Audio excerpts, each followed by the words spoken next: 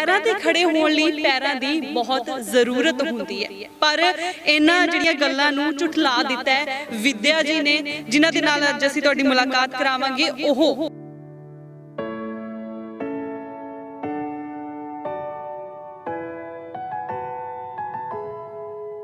मैं 12th कर रही थी जब 2007 की बात है, तो मैं साइकिल चलाते हुए आ रही थी, तो ब्रिज पे आके मेरे साइकिल का बैलेंस बिगड़ गया और मैं ब्रिज से नीचे गिर गई, जिस वजह से मेरी रीढ़ की हड्डी टूटी और आधी बॉडी पैरालाइज्ड हो गई।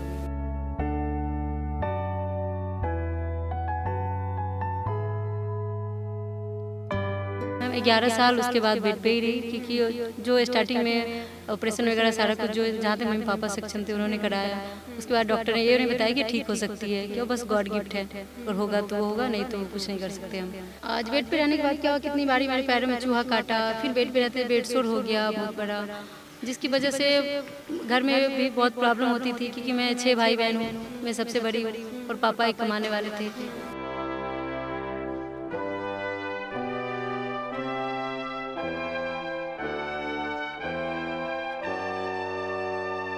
तो फिर क्या हुआ 2017 में आके, कहते हैं ना कि भगवान जी सुनते ज़रूर हैं, उनके घर में देर होती है अंधेर नहीं।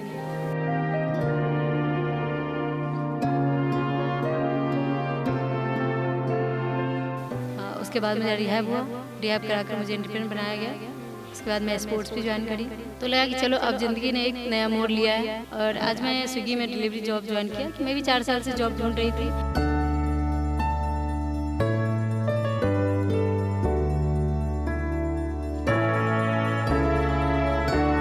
ਕਈ ਇਦਾਂ ਦੇ ਲੋਕੀ ਵੀ ਮਿਲਦੇ ਨੇ ਕਿ ਜਿੱਦਾਂ ਹੁਣ ਉਹਨਾਂ ਨੇ ਐਡਰੈਸ ਪਾਇਆ ਹੁੰਦਾ ਪ੍ਰੋਪਰ ਕਿ ਤੁਸੀਂ ਇਸੇ ਹੀ ਐਡਰੈਸ ਤੇ ਆਓ, ਸਾਡਾ 2nd ਫਲੋਰ ਹੈ ਜਾਂ 3rd ਫਲੋਰ ਹੈ, ਤੇ ਕਈ ਜਗ੍ਹਾ ਤੇ ਤਾਂ ਲਿਫਟ ਵੀ ਨਹੀਂ ਹੁੰਦੀ, ਤਾਂ ਫਿਰ ਕਿੱਦਾਂ ਉਹਨਾਂ ਨੂੰ ਆਰਡਰ ਡਿਲੀਵਰ ਕਰਕੇ ਆਉਂਦੇ ਹੋ?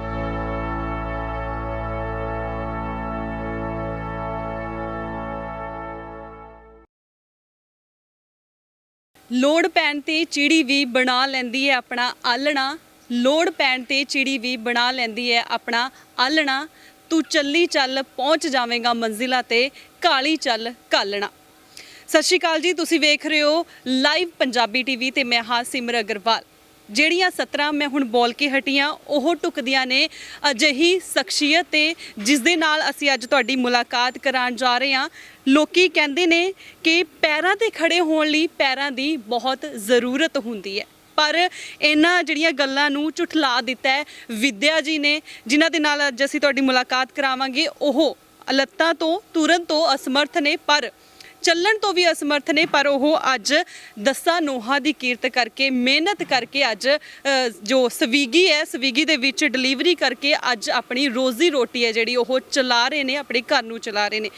ਅੱਜ ਤੁਹਾਡੀ ਉਹਨਾਂ ਦੇ ਨਾਲ ਮੁਲਾਕਾਤ ਕਰਾਉਂਦੇ ਹਾਂ ਜੀ। ਵਿਦਿਆ ਜੀ ਸਤਿ ਸ਼੍ਰੀ ਅਕਾਲ, ਤੁਹਾਡਾ ਸਾਡੇ ਚੈਨਲ ਤੇ ਬਹੁਤ ਬਹੁਤ ਸਵਾਗਤ ਹੈ। ਸਤਿ ਸ਼੍ਰੀ ਅਕਾਲ ਮੈਮ। ਸਤਿ ਸ਼੍ਰੀ ਅਕਾਲ। ਤੇ ਤੁਸੀਂ ਇਹ ਕੰਮ ਜਿਹੜਾ ਕਰ ਰਹੇ ਹੋ ਇਹ ਕਦੋਂ ਤੋਂ ਸਟਾਰਟ ਕੀਤਾ ਹੈ? हाँ मैम, अभी लगभग 1 मंथ हुआ होगा, अभी मैंने स्टार्ट किया 1 मंथ बिफोर। जी जी। कित्थों दे रहने वाले हो तुसी? मैं प्रॉपर बिहार की रहने वाली हूँ, बट अभी मैं चंडीगढ़ स्पाइनल रिहैब में रहती हूँ 4 साल से। जी। फैमिली नाल रहंदी है तुहाडी? नहीं मैम, फैमिली बिहार में रहती है। बिहार च रहंदी जी। ਤੇ ਤੁਹਾਡਾ ਤੁਸੀਂ ਚੱਲ ਫਿਰ ਨਹੀਂ ਸਕਦੇ ਹੈ ਨਾ, ਤੁਹਾਡੀਆਂ ਲੱਤਾਂ ਕੰਮ ਨਹੀਂ ਕਰਦੀਆਂ। ਇਹ ਕਿੱਦਾਂ ਹੋਇਆ? ਮਤਲਬ ਬਚਪਨ ਤੋਂ ਹੀ, ਜਨਮ ਤੋਂ ਹੀ ਸੀ ਜਾਂ ਉਸ ਤੋਂ ਬਾਅਦ ਕੋਈ ਇਦਾਂ ਦਾ ਇਨਸੀਡੈਂਸ ਹੋਇਆ ਤੁਹਾਡੇ ਨਾਲ? मैम जन्म से नहीं है, मैं 12th कर रही थी जब 2007 की बात है, तो मैं साइकिल चलाते हुए आ रही थी, तो ब्रिज पे आके मेरे साइकिल का बैलेंस बिगड़ गया और मैं ब्रिज से नीचे गिर गई, जिस वजह से मेरी रीढ़ की हड्डी टूटी और आधी बॉडी पैरालाइज्ड हो गई। तो कितना टाइम आप बेड रेस्ट पे रहे? मैम 11 साल उसके बाद बेड पे ही रही, क्योंकि जो स्टार्टिंग में ऑपरेशन वगैरह सारा कुछ जो जहाँ तक मम्मी पापा सक्षम थे उन्होंने कराया। उसके बाद डॉक्टर ने ये नहीं बताया कि ठीक हो सकती है, कि वो बस गॉड गिफ्ट है और होगा तो वो होगा, नहीं तो कुछ नहीं कर सकते हम। तो फिर हम बेड पे ही रहते। 11 साल धीरे धीरे बीत गए, और 11 साल के बीच तो आप समझ सकते हैं एक नॉर्मल लड़की जो +2 कर रही हो तो कितने सारे सपने होंगे उसके, बट सारा कुछ एक पल में ही कहते सब कुछ ख़त्म। एक तूफान आया और ज़िंदगी ख़त्म हो गई, जैसे कि बेड पे अगर 24 घंटे रहते हैं तो कितनी ऐसा फील होता है बोरिंग, कि वो कब हम उठ के बैठे हैं, कब मेरा तबीयत ठीक हो, ऐसे लोग सोचते हैं। और मेरा तो 11 साल एक एक पल बीता बेड पे ही, और उसके बीच बहुत मुश्किलें आई, क्योंकि पता नहीं था कि जो मतलब ये ज़िंदगी इस मोड़ पे लाके खड़ी करेगी। किस्मत को कुछ और मंजूर होता है, हम सोचते कुछ और हैं। तो आज बेड पे रहने के बाद क्या हुआ, कितनी बारी मेरे पैरों में चूहा काटा, फिर बेड पे रहते बेड सोर हो गया बहुत बड़ा, जिसकी वजह से घर में भी बहुत प्रॉब्लम होती थी, क्योंकि मैं 6 भाई बहन हूँ, मैं सबसे बड़ी हूँ और पापा एक कमाने वाले थे। तो आप समझ सकते हैं इतनी महंगाई के दौर में कितनी मुश्किल होती है सारा कुछ मैनेज करना। और साथ के साथ आप समझते हैं गांव में लड़कियों को अभी भी सही नज़र से नहीं दिखाता, ये तो पराया धन समझा जाता है, या फिर चलो बेटियां बोझ है ये समझा जाता है। तो इस तरह से गांव में पापा को भी बहुत कुछ सुनने को मिलता, बोलते कि ओहो ये तो बेटी अब लाइफ टाइम माँ बाप के ऊपर बोझ बन के रहेगी। तो इससे अच्छा ये इसको कुछ हो जाता या कोई जहर का इंजेक्शन दे देता तो बात खत्म हो जाता, सारा टेंशन खत्म होता, माँ बाप कब तक बोझ बन के रहेगी। तो बहुत कुछ उनको भी सुनने को मिला मेरी वजह से, और बहुत कुछ झेला है मेरी फैमिली मेरे साथ साथ, कि फिजिकल चैलेंज तो था ही, साथ के साथ सामाजिक और आर्थिक सारा कुछ झेलना पड़ा। तो फिर क्या हुआ 2017 में आके, कहते हैं ना कि भगवान जी सुनते ज़रूर हैं, उनके घर में देर होती है अंधेर नहीं। तो उन्होंने सुना और चंडीगढ़ स्पाइन रिहैब के बारे में मुझे पता चला, और फिर यहाँ की जो निकी मैम है उन्होंने कॉल करके मुझे बुलाया कि बेटा आप आ जाओ। फिर मैं यहाँ आई, तो यहाँ आके मेरा सबसे पहले बेड सोर की सर्जरी हुई, जो कि 4th ग्रेड पहुँच चुका था। उसके बाद मेरा रिहैब हुआ, रिहैब करा कर मुझे इंडिपेंडेंट बनाया गया। उसके बाद मैं स्पोर्ट्स भी ज्वाइन करी, तो मैं टेबल टेनिस भी खेलती हूँ, मैंने बास्केटबॉल भी नेशनल में खेला है, और कई सारे एक्टिविटीज़ किए मैंने। तो लगा कि चलो अब ज़िंदगी ने एक नया मोड़ लिया है, जिसे भगवान की बहुत बहुत कृपा समझ सकते हैं कि उन्होंने सुना और सही रास्ता लगाया मेरा। और आज मैं स्विगी में डिलीवरी जॉब ज्वाइन किया, कि मैं भी 4 साल से जॉब ढूंढ रही थी, बट चंडीगढ़ ऐसे स्मार्ट सिटी में भी बोलते हैं ना कि जो यहाँ पे ये नहीं है, कहीं पे रैंप की सुविधा नहीं है, तो कहीं पे लिफ्ट नहीं है। जहाँ भी इंटरव्यू के लिए बात किया तो वहाँ पे यही सुनने को मिला कि आप कहीं और ट्राई करो, या फिर आप 10 घंटे वर्क कर सकते हो। तो आप समझ सकते हैं हमारी फिजिकल प्रॉब्लम है थोड़ी, कि मैं 10 घंटे कंटिन्यूसली नहीं बैठ सकती। मतलब बहुत सारी दिक्कतां परेशानियों का सामना करना पिया ਤੁਹਾਨੂੰ अभी भी। तो उन्होंने बोला नहीं तो फिर जॉब नहीं दे सकते हम। तो फिर ठीक है, इसलिए मैं नहीं कर पाई। और उसके बाद मैंने स्विगी में पता चला मैं स्विगी के बारे में, तो इसमें मैंने जॉब ज्वाइन किया कि चलो इसमें है कि 2 घंटा ही करो, जब तबीयत ठीक नहीं है तो 2 घंटा करो, 4 घंटा करो, अपने पे डिपेंड है, आप जितना देर कर सको। और मैंने ज़्यादा इस सोच के ज्वाइन किया कि इसके साथ मैं टेबल टेनिस खेल सकूँगी, क्योंकि मेरा सपना है कि मैं टेबल टेनिस में आगे जाऊँ, देश के लिए मेडल लेके आऊँ। तो मैं नेशनल तक पहुँची हूँ, 2 बार चंडीगढ़ से मैंने ओपन व्हीलचेयर टेबल टेनिस में गोल्ड लिया है। तो आगे मेरा सपना है कि मैं और आगे तक खेलूं देश के लिए। तो इसके लिए मैंने कई जगह ट्राई किए, बट कहीं पे भी बोलते हैं ना कि जो बोलते हैं क्या व्हीलचेयर वाले को यहाँ पे अलाउड नहीं है, या फिर आपके आने से मेरे मैट्रेस ख़राब हो जाएंगे, या फिर आप यहाँ पे हमें परमिशन नहीं है कि आपको हम प्रैक्टिस करवा सकें। इस तरह के सुनने को मिलते हैं। गवर्नमेंट ने भी ਤੁਹਾਡੀ ਕੋਈ ਹੈਲਪ ਕਰਨ ਦੀ ਕੋਸ਼ਿਸ਼ ਕੀਤੀ? कोई हेल्प नहीं है गवर्नमेंट की तरफ से। ਕੋਈ ਹੈਲਪ ਨਹੀਂ ਹੈ जी नहीं।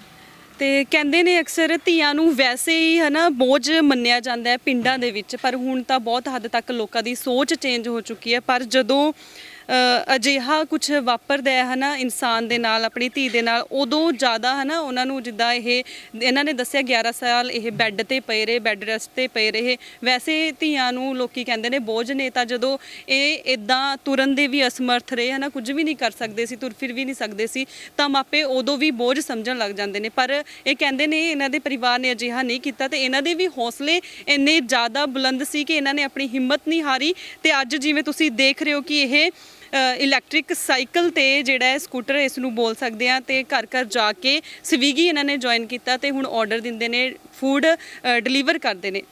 ਤੇ ਜੇ ਆਪਾਂ ਹੁਣ ਗੱਲ ਕਰੀਏ ਤਾਂ ਤੁਹਾਡੇ ਤੁਸੀਂ ਇਹ ਕੰਮ ਜੁਆਇਨ ਕੀਤਾ ਹੈ ਨਾ, ਤੇ ਤੁਸੀਂ ਘਰ ਦੇ ਘਰ ਆਰਡਰ ਦੇ ਕੇ ਆਉਂਦੇ ਹੋ, ਤਾਂ ਉੱਥੇ ਕਈ ਇੱਦਾਂ ਦੇ ਲੋਕੀ ਵੀ ਮਿਲਦੇ ਨੇ ਕਿ ਜਿੱਦਾਂ ਹੁਣ ਉਹਨਾਂ ਨੇ ਐਡਰੈਸ ਪਾਇਆ ਹੁੰਦਾ ਪ੍ਰੋਪਰ ਕਿ ਤੁਸੀਂ ਇਸ ਹੀ ਐਡਰੈਸ 'ਤੇ ਆਓ, ਸਾਡਾ 2nd ਫਲੋਰ ਹੈ ਜਾਂ 3rd ਫਲੋਰ है, ਤੇ ਕਈ ਜਗ੍ਹਾ ਤੇ ਤਾਂ ਲਿਫਟ ਵੀ नहीं ਹੁੰਦੀ, ਤਾਂ ਫਿਰ ਕਿੱਦਾਂ ਉਹਨਾਂ ਨੂੰ ਆਰਡਰ ਡਿਲੀਵਰ करके आते हो? यस मैम, उनको पता नहीं था कि मैं व्हीलचेयर पे हूँ, तो वो बोलते हैं कि आप एड्रेस पे ही आओ। फिर बोलती है मैं ढूंढ के पहुँच जाऊँगी, बट जैसे 4th फ्लोर में है, 2nd फ्लोर में, तो मैं बताती हूँ मैं व्हीलचेयर पे हूँ सर, या मैम आप नीचे आ जाइए, तो वो आ जाते हैं फिर। आ जाते हैं। Yes ma'am. तो मुश्किल तो थोड़ी बहुत मुश्किल, या मतलब आपके साथ टॉलरेट करते हैं? हाँ, ये है कि थोड़ा बहुत है, कहीं के कोई 1-2 मिल जाते हैं, लेकिन सब लोग सपोर्टिव हैं ज़्यादातर लोग। तो और साथ साथ मेरी फिजिकल प्रॉब्लम भी होती है, क्योंकि हमें कंटिन्यूसली 10 मिनट से ज़्यादा नहीं बैठ सकते। हर 10 मिनट पे हमें पुशअप्स लेनी होती है, नहीं तो हमें बेड सोर होने के चांसेज होंगे। और जैसे हम चेयर टू चेयर शिफ्ट होते हैं तो हमारे बॉडी में की सेंसेशन नहीं है बिल्कुल, तो कहीं पे स्क्रैच आएगा तो वो घाव बन सकता है, उसका सब ज़्यादा केयर करना पड़ता है। और उससे ज़्यादा ब्लडर बबल मैनेजमेंट का, क्योंकि वो मुझे सेंसेशन नहीं है कि कब आ रहा है, वो फीलिंग्स कुछ भी पता नहीं चलती, तो उसको थोड़ा मैनेज करना मुश्किल होता है। और आप समझ सकते हैं अगर ऐसे इतना मतलब कि अब 15 साल मेरा एक्सीडेंट का हो गया और 16वां साल नेक्स्ट ईयर होगा। तो इतने दिन के बाद होता है कि इतना देर अगर चेयर पे बैठ के कंटिन्यूसली अगर 4 से 5 घंटे अगर हम काम करते हैं तो उस टाइम में मुझे बहुत प्रॉब्लम होती है कि पैरों में बहुत पेन होती है। फिर भी हम मैनेज करके करते हैं कि नहीं, हमें जॉब करना है, हारनी नहीं है। किसी क्लाइंट ने आपकी हेल्प करने की कोशिश की, अप्रिशिएट, हौसला बढ़ाते हैं आपका? यस मैम, वो तो रोड पे रोज़ 7 से 8 लोग मिल जाते हैं। वो बोलते ज़रूर है कि आप बहुत अच्छा काम कर रहे हो, आप आत्मसम्मान के साथ जीने के लिए एक मिसाल हो समाज के लिए।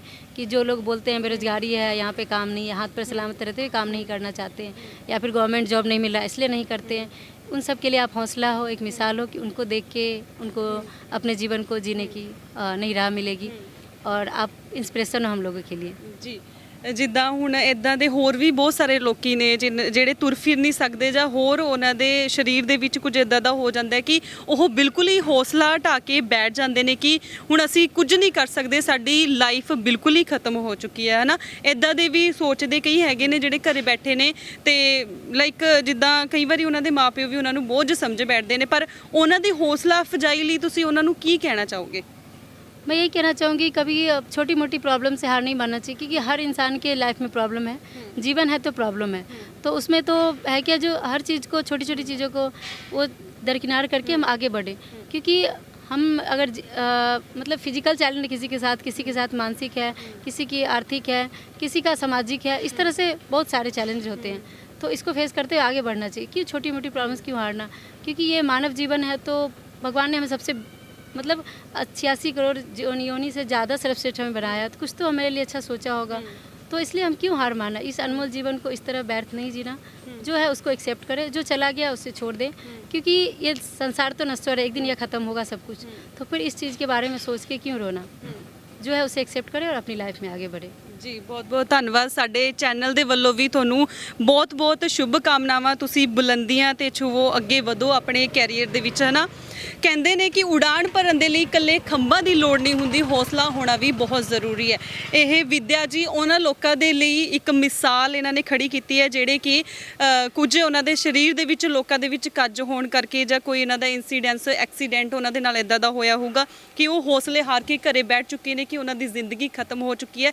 ਪਰ ਨਹੀਂ, ਅਜਿਹਾ ਨਹੀਂ ਹੋ ਸਕਦਾ। ਜਿਵੇਂ ਤੁਸੀਂ ਵਿਦਿਆ ਜੀ ਨੂੰ ਦੇਖਿਆ, ਉਹਨਾਂ ਦੇ ਹੌਸਲੇ ਇੰਨੇ ਜ਼ਿਆਦਾ ਬੁਲੰਦ ਨੇ ਕਿ ਉਹ ਆਪਣੇ ਘਰਦਿਆਂ ਤੇ ਬੋਝ ਨਹੀਂ ਬਣੇ, ਉਹ ਘਰੇ ਵਿਹਲੇ ਨਹੀਂ ਬੈਠੇ ਜਾਂ ਆਪਣੀ ਕਿਸਮਤ ਨੂੰ ਉਹਨਾਂ ਨੇ ਕੋਸਿਆ ਨਹੀਂ, ਪਰ ਉਹਨਾਂ ਨੇ ਮਿਹਨਤ ਕੀਤੀ। ਹੌਸਲੇ ਉਹਨਾਂ ਦੇ ਇੰਨੇ ਬੁਲੰਦ ਨੇ ਕਿ ਅੱਜ ਉਹ ਤੁਰ ਫਿਰ ਨਹੀਂ ਸਕਦੇ, ਪਰ ਫਿਰ ਵੀ ਉਹ ਕੰਮ ਕਰ ਰਹੇ ਨੇ। ਸਵੀਗੀ ਦੇ ਵਿੱਚ ਆਨਲਾਈਨ ਫੂਡ ਡਿਲੀਵਰ ਕਰਕੇ ਉਹ ਆਪਣਾ ਜਿਹੜਾ ਹੈ ਰੋਜ਼ਮर्रा ਦੀ ਰੋਜ਼ੀ ਰੋਟੀ ਖਾ ਰਹੇ ਨੇ, ਵਿਹਲੇ ਨਹੀਂ ਬੈਠੇ। ਤੇ ਉਹਨਾਂ ਲੋਕਾਂ ਲਈ ਵੀ ਇਹ ਮਿਸਾਲ ਬਣੇ ਨੇ ਜਿਹੜੇ ਸੋਚਦੇ ਨੇ ਕਿ ਅਸੀਂ ਅੱਗੇ ਜ਼ਿੰਦਗੀ ਦੇ ਵਿੱਚ ਕੁਝ ਨਹੀਂ ਕਰ ਸਕਦੇ, ਪਰ ਅਜਿਹਾ ਨਹੀਂ ਹੈ। ਤੁਸੀਂ ਵੀ ਆਪਣੇ ਹੌਸਲਿਆਂ ਨੂੰ ਬੁਲੰਦ ਕਰੋ, ਕੰਮਕਾਰ ਕਰੋ ਤੇ ਆਪਣੀ ਜ਼ਿੰਦਗੀ ਦੇ ਵਿੱਚ ਅੱਗੇ ਵਧੋ। ਅਜਿਹੀਆਂ ਹੀ ਹੋਰ ਸ਼ਖਸੀਅਤਾਂ ਨੂੰ ਲੈ ਕੇ ਤੁਹਾਡੇ ਰੂਬਰੂ ਹੋਵਾਂਗੇ। ਉਦੋਂ ਤੱਕ ਤੁਸੀਂ ਬਣੇ ਰਹੋ ਲਾਈਵ ਪੰਜਾਬੀ ਟੀਵੀ ਦੇ ਨਾਲ। ਧੰਨਵਾਦ।